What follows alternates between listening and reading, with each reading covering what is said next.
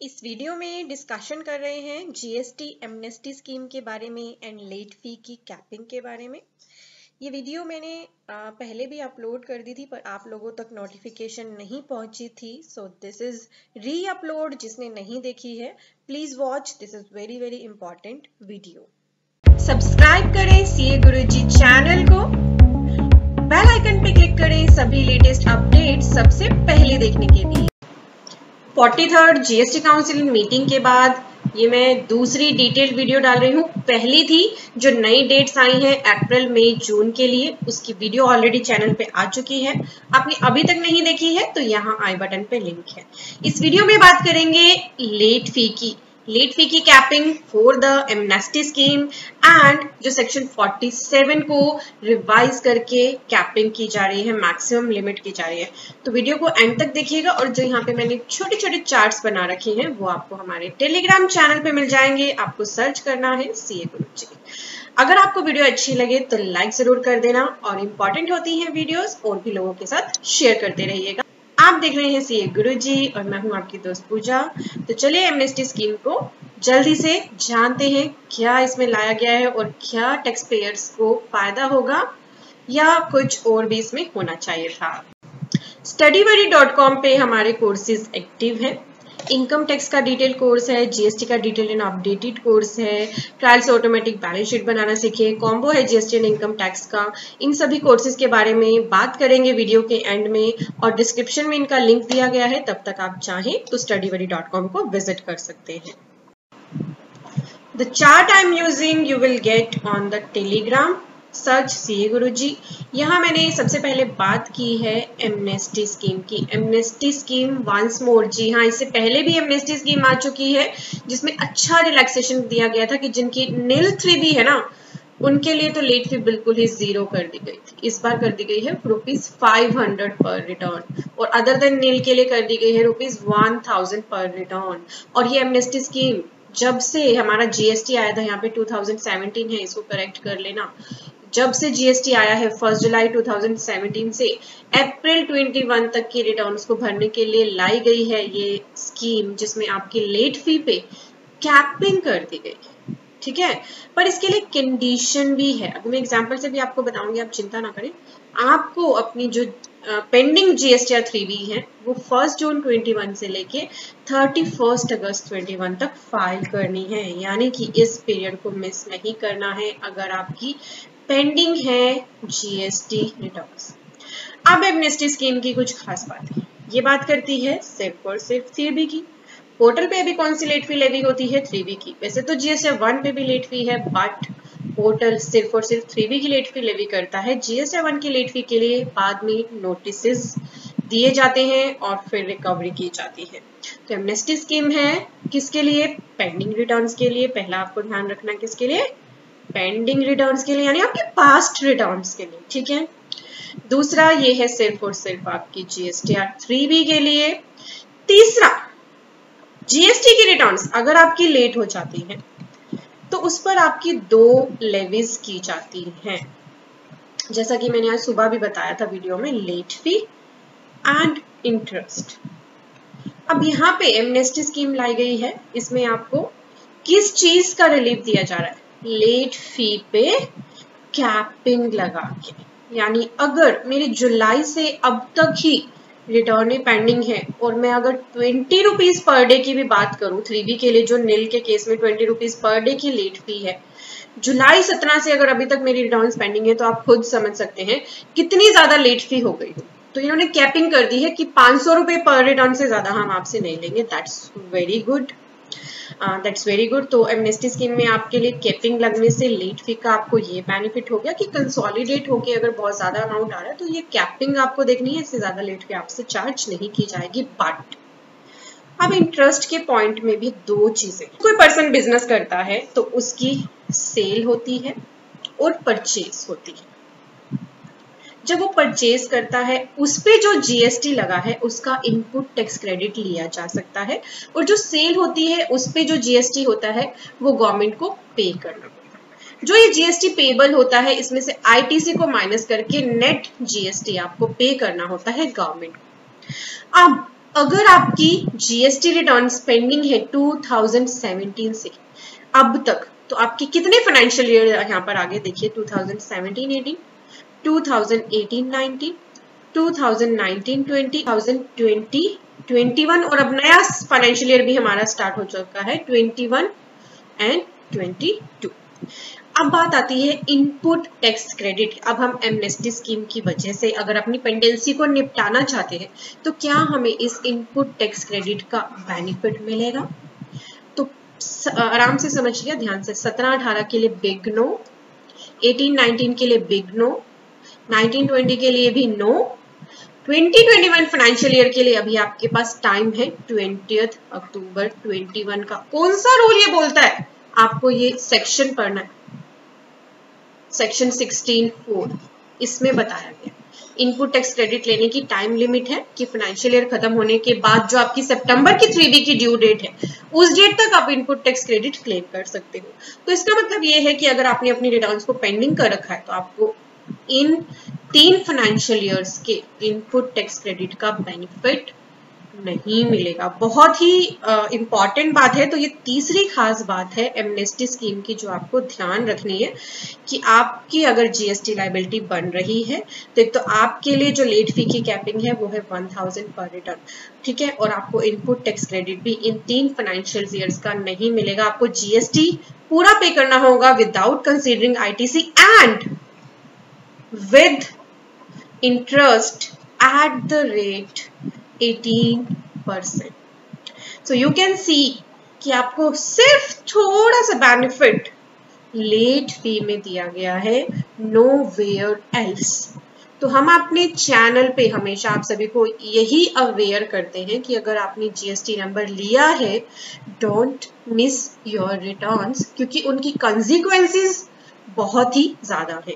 और amnesty scheme के लिए एक और कंडीशन लगा दी है, नंबर 4, जो पॉइंट आपको ध्यान रखना है कि अगर अब पेंडिंग रिटर्न्स है, पेंडेंसी खत्म करनी है, तो पीरियड है 1 जून 21 टू 31 अगस्त 21। जब ये पीरियड खत्म हो जाता है उसके बाद एमनेस्टी स्कीम आना मुश्किल हो जाता है। चाहे आप कितनी ट्वीट्स कर लो, कितने मैसेजेस कर लो, बहुत ही रेयर चांस होते हैं कि दोबारा से एमनेस्टी स्कीम आए। ये वाली एमनेस्टी स्कीम भी ड्यू टू कोविड आ गई है आपके लिए, और सिर्फ लेट फी का ही इसमें रिलैक्सेशन मिला है और किसी चीज का नहीं मिला। अब इसमें एक और पॉइंट है, पॉइंट नंबर 5 रहेगा हमारा, honest persons, honest tax payers, जिन्होंने अपनी पेंडिंग रिटर्न्स पे लेट फी, बहुत सारी ह्यूज लेट फी ऑलरेडी पे कर दी है, क्या उनकी लेट फी रिफंड होगी?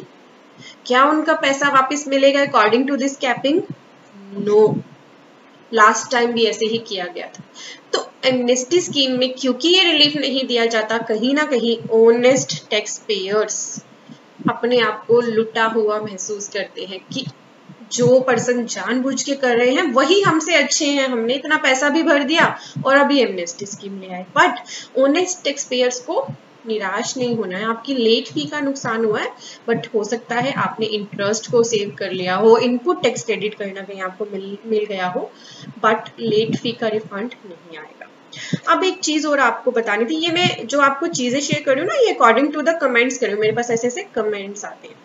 कुछ लोग पूछते हैं कि मेरी 3B में GSTR 3B में जीएसटी लायबिलिटी तो है नहीं और मेरा ITC बनता है, मान लीजिए 5000, क्या मेरी ये रिटर्न नील की मानी जाएगी? क्या आपके हिसाब से ये 3B नील 3B होगी? नहीं, इस पे जो लेट फी के रूल होंगे वो अदर देन नील वाले होंगे, ठीक है। तो ये था एमनेस्टी स्कीम। अभी एमनेस्टी स्कीम एक्टिव है 1 जून से। अभी पोर्टल अभी रेडी हो रहा होगा। बहुत से लोग मुझसे पूछ भी रहे थे कि क्या आज हम फाइल करें तो पोर्टल हमें ये वाली लेट फी के साथ अलाउड करेगा भरने के लिए। तो पोर्टल को भी देखिए तैयार होने में थोड़ा सा टाइम लगता है, तो 1 जून से इसीलिए लिखा है। 1 जून के बाद भी हो सकता है 2-3 दिन लग जाए।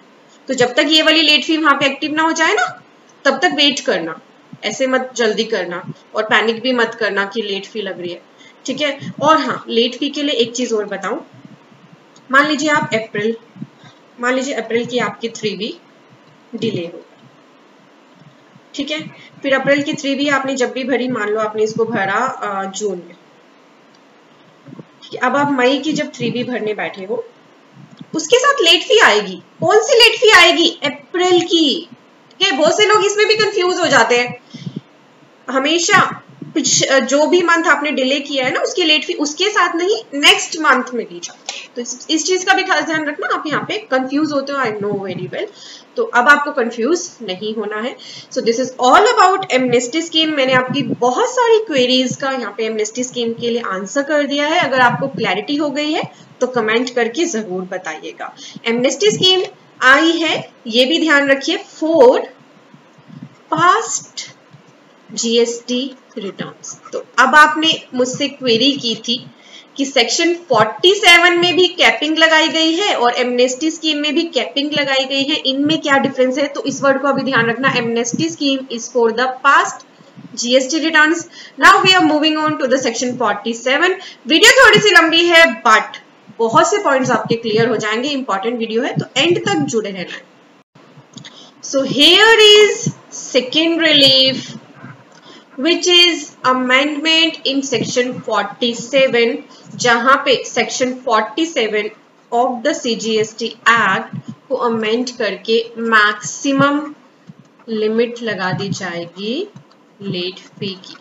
और अब जो आप डिफरेंस पूछ रहे थे ना, सेक्शन 47 की ये अमेंडमेंट है फॉर फ्यूचर रिटर्न्स। ठीक है, तो अब आपको डिफरेंस क्लियर हो गया होगा। Amnesty scheme is for the past returns and section 47 amendment is for the future returns। और section 47 की ये amendment effective कब से होगी, इसकी effective date जानने के लिए आपको वेट करना है नोटिफिकेशन का। प्रेस रिलीज में डेट नहीं बताई गई है। चलिए अब हम जानते हैं कैपिंग। ये चार्ट भी मेरे टेलीग्राम चैनल पे शेयर हो जाएगा, आपको सर्च करना है CA Guruji. So let's talk about कि फ्यूचर के लिए अब क्या कैपिंग है। कैपिंग को ध्यान से समझिएगा। अगर जीएसटी 1 एंड 3B की बात करें हम, जिसमें नील लायबिलिटी है, यानी नील 3B एंड 1 आपकी जानी है, ना तो 3B में कोई लायबिलिटी है, जीएसटी 1 में भी कोई आउटवर्ड सप्लाई नहीं है, दैट मीन्स दोनों रिटर्न्स अगर आपकी नील है, तो लेट फी की कैपिंग है, यानी मैक्सिमम लिमिट है ₹500 पर रिटर्न। अगर आपकी 3B एंड 1 अदर देन नील की है और आपकी टर्नओवर, अगर यहाँ पे टर्नओवर की कैटेगराइजेशन है, ऊपर नहीं है टर्नओवर की कैटेगराइजेशन, नीचे है। 1.5 करोड़ तक की टर्नओवर के लिए ₹2000 पर रिटर्न, 1.5 करोड़ टू 5 करोड़ के लिए 5000 एंड अबव 5 करोड़ के लिए 10,000 पर रिटर्न की कैपिंग है। और अगर आप इस चीज के लिए उत्सुक हैं कि एक्चुअली लेट फी कितनी है, तो मैंने यहाँ पे लिखी हुई लेट फी एप्लीकेबल है 3B पे एंड 1 पे, वो मैंने आपकी इंफॉर्मेशन के लिए यहाँ मेंशन भी कर दी है। बट ये है हमारी मैक्सिमम लिमिट्स जो सेक्शन 47 को अमेंड करके की जाएगी। देन जीएसटी 4 के लिए भी कैपिंग की जाएगी। नील लायबिलिटी के लिए 500 पर रिटर्न और अदर देन नील के लिए ₹2000 पर रिटर्न। जीएसटी 7 की पर डे के हिसाब से भी लेट फी कर दी गई है, कैप्ड, कम कर दी गई है, ₹50 पर रिटर्न, पहले ज्यादा थी, और मैक्सिमम लिमिट कर दी गई है 2000 पर रिटर्न। ये जो सारा चार्ट है वो है based on the press release after 43rd GST council meeting. हमने काफी ड्यू केयर के साथ ये सभी चीजें प्रिपेयर की हैं। फिर भी अगर कोई एरर है तो उसके लिए हम आपसे क्षमा चाहते हैं और आपको ये चार्ट मिल जाएंगे हमारे टेलीग्राम चैनल पे। तो ये था ओवरऑल अबाउट कैपिंग या maximum limit of late fee. अभी भी कोई क्वेरी है, you can ask with us. और अगर हम जीएसटी 9 एंड 9C की बात करें, तो जीएसटी 9 एंड 9C के केस में कुछ जो चेंज है वो सेक्शन 35 एंड 44 को अमेंडमेंट करके लेकर आए जाएंगे। अभी तक यही बात की जा रही है कि फॉर्म्स को सिंप्लीफाई किया जाएगा।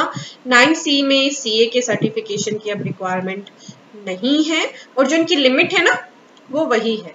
9 के केस में 2 crore up to 2 crore optional है और 9C के केस में 5 करोड़। 5 करोड़ से ज्यादा होने पे 9C भरनी मैंडेटरी।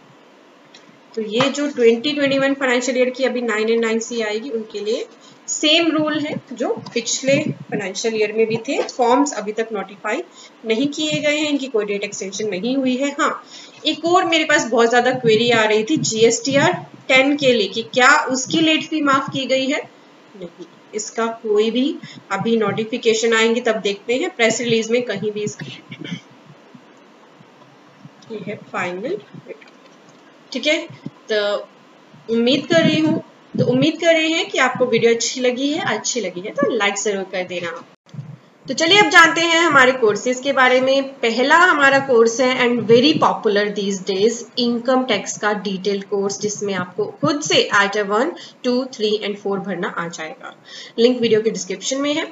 जीएसटी आप सीखना चाहते हैं तो जीएसटी का डिटेल्ड एंड अपडेटेड कोर्स है। इसका इन दोनों का कॉम्बो भी अवेलेबल है, जिसमें आपको कुछ एक्स्ट्रा बेनिफिट्स मिलते हैं।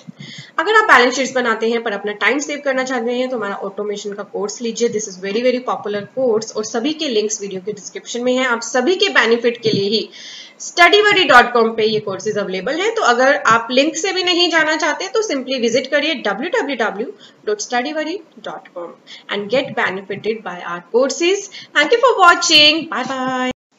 इंपॉर्टेंट वीडियोस को देखने के लिए हमारे चैनल के सब्सक्राइब बटन पे तो क्लिक कर ही दीजिए। साथ ही दिया गया है एक बेल आइकन, इस पे जरूर प्रेस कर लें। इससे फायदा क्या होगा कि आपको हमारी वीडियोस की सभी नोटिफिकेशंस मिल जाएंगी सबसे पहले और आप कोई भी इंपॉर्टेंट वीडियो मिस नहीं करेंगे।